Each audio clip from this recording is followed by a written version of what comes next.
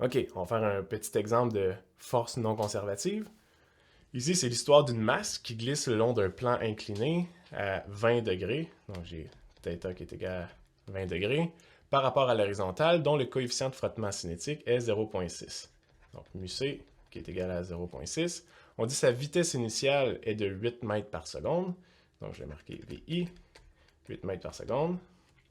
Et on veut savoir quelle est sa vitesse après avoir glissé sur une distance de 5 mètres le long de la surface. Donc, autrement dit, ma masse va glisser sur une distance de 5 mètres. Donc, je vais appeler ça D qui est égal à 5 mètres. Ma masse va se retrouver ici. Si initialement elle avait une vitesse VI qui pointait dans cette direction-ci, à la fin, elle va avoir une vitesse VF qui va pointer également vers le bas de la pente. Mais comme il y a du frottement, si je fais la somme des forces, ben j'ai ici la force normale, je vais avoir le poids et la force de frottement qui nécessairement pointe dans la direction opposée au mouvement, donc vers le haut de la pente. Voilà, j'ai fait mon schéma avec les informations importantes et le diagramme de force. On peut commencer. Ici, on va résoudre ce problème-là en utilisant la conservation de l'énergie, qui est une façon alternative. Traditionnellement, ce qu'on aurait pu faire, c'est la somme des forces en X et en Y. Regarder quelle est la force nette ou la force résultante. De ça, on aurait pu trouver avec la deuxième loi F qui est égale à ma, donc trouver l'accélération, puis savoir, après 5 mètres, en fonction de l'accélération qu'on a trouvée, quelle va être la vitesse finale. Okay? Ça a été la méthode traditionnelle. Maintenant, on va plutôt utiliser la conservation de l'énergie, mais ici, on a la présence d'une force qui est non conservative, qui est le frottement. Donc, on sait que ici, le delta E, qui est l'énergie finale moins l'énergie initiale, ben, c'est égal à la somme des travaux non conservatifs. Et dans ce cas-ci, j'ai seulement le frottement, qui est la seule force non conservative. Et nous, ce qu'on cherche, c'est la vitesse finale VF. Donc, on cherche VF en sachant que ici, l'énergie mécanique n'est pas conservée. Donc, ce qu'on va faire, c'est trouver l'énergie initiale de mon bloc, trouver l'énergie finale de mon bloc, et on va aussi trouver le travail. Et en fonction de ces trois expressions-là, on devrait avoir une seule équation dans laquelle l'inconnu, ici, c'est la vitesse finale qu'on va pouvoir isoler. Donc ça, c'est notre stratégie générale. Donc commençons par le côté gauche de l'équation ici. Quelle est la variation de l'énergie mécanique? Je vais y aller de façon plus directe. Donc, ça va être la variation de l'énergie cinétique plus la variation de l'énergie potentielle. Variation de l'énergie cinétique ici, ça va être l'énergie cinétique finale, donc 1 demi mvf au carré, moins l'énergie cinétique initiale, qui est 1 demi mvi au carré. Et quelle est la variation de l'énergie potentielle? Ben, ici, je vais me faire un petit diagramme. Si mon bloc descend d'une distance d sur un plan incliné, à un angle θ, moi, ce que je veux savoir pour l'énergie potentielle, la seule chose qui compte, c'est la variation de hauteur, le delta Y. Donc, ça correspond à mon delta Y ici. Donc, ça va être mg fois delta Y. Ou le delta Y, ici, si je regarde mon petit triangle, delta Y, c'est le côté opposé à mon angle. Donc, je peux réécrire le delta Y comme d sin θ. Et là, il y a une chose importante. Okay? Le delta Y, en réalité, il est négatif, étant donné que mon bloc descend.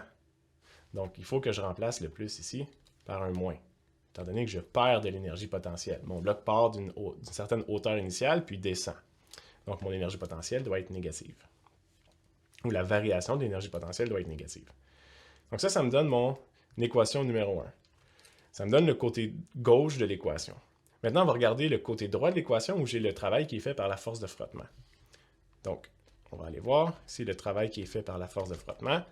Je sais de façon générale, par la définition du travail, qui utilise le produit scalaire, la force de frottement vectorielle, fois le déplacement. Ici, on dit S, mais dans mon problème, ici, j'ai défini ça comme D. Donc, je vais juste mettre F fois le vecteur D de déplacement. Et ça, c'est égal à moins F fois D.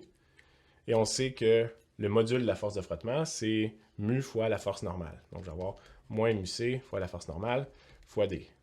Bon, maintenant, on se rend compte que la force normale, ici, on n'a pas son expression. Il va falloir la trouver. Donc, on va aller voir ce qui se passe en Y. Si j'écris ça ici, la somme des forces en Y. Ici, je vais définir mon axe Y comme ça vers le haut. Donc, j'ai plus la normale, moins la composante Y de mon vecteur de poids, ici, qui représente le côté adjacent à mon angle. Si je trace ça, ici, donc je vais avoir moins mg cos θ. Et ça, c'est égal à 0. Il n'y a aucune accélération en Y. Donc, je sais que ma normale, c'est mg cos θ. OK, donc je peux remplacer ça dans cette équation-ci. Je vais avoir moins mu c mg d cos θ. Et ça va être mon équation numéro 2. Bon, d'après le principe de conservation de l'énergie, okay, j'ai trouvé mon équation 1 qui me donne le delta E. J'ai trouvé mon équation 2 qui me donne le WF. Ben, dans ce cas-ci, je sais que comme delta E, c'est égal à WF, ben, je peux simplement dire l'équation 1 qui est égale à l'équation 2. Et si je fais ça, je vais avoir 1 demi MVF au carré, moins 1 demi MVI au carré, moins MGD sin θ. Et ça, c'est égal à l'équation 2, moins mu c MGD cos θ. OK.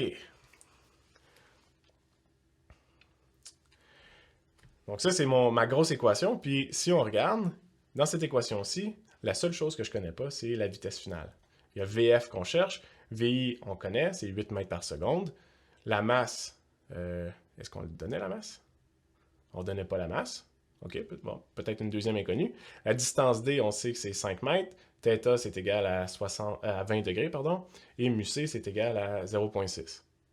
Donc là, j'ai comme deux inconnus, puis seulement une équation. Mais, si on regarde ici juste l'équation, j'ai m qui apparaît dans chacun des termes. Donc, je peux diviser toute mon équation par m.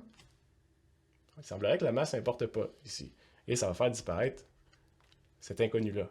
Donc, ce qui va me rester, c'est 1 demi VF au carré, moins 1 demi VI au carré, moins GD sin θ, qui est égal à moins mu c GD cos θ. Excellent. Moi, ce que je cherche, c'est la vitesse finale que je vais pouvoir isoler. Et si j'isole ici, ce que j'obtiens, c'est la vitesse finale qui est égale à VI au carré plus 2GD. Ici, j'ai aussi fait une mise en évidence. Donc, je vais avoir sin θ moins mu cos θ. Et tout ça à la 1 demi. Okay? Juste pour que vous sachiez, ici, racine carrée de x, c'est exactement la même chose que x à la 1 demi. Donc, au lieu de dessiner une grande racine carrée qui va être très croche probablement, je préfère mettre à la 1 demi. Maintenant, toutes les informations, on la connaît maintenant. Donc, je peux juste remplacer les équations, les variables ici par leur valeur numérique.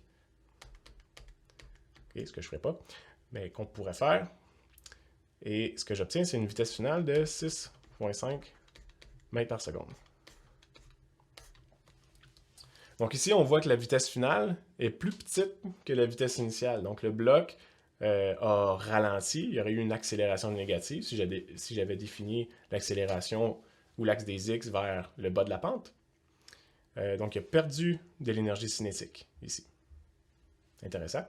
Donc la force de friction était en quelque sorte plus grande que la force de gravité qui voulait tirer le bloc vers le bas de la pente.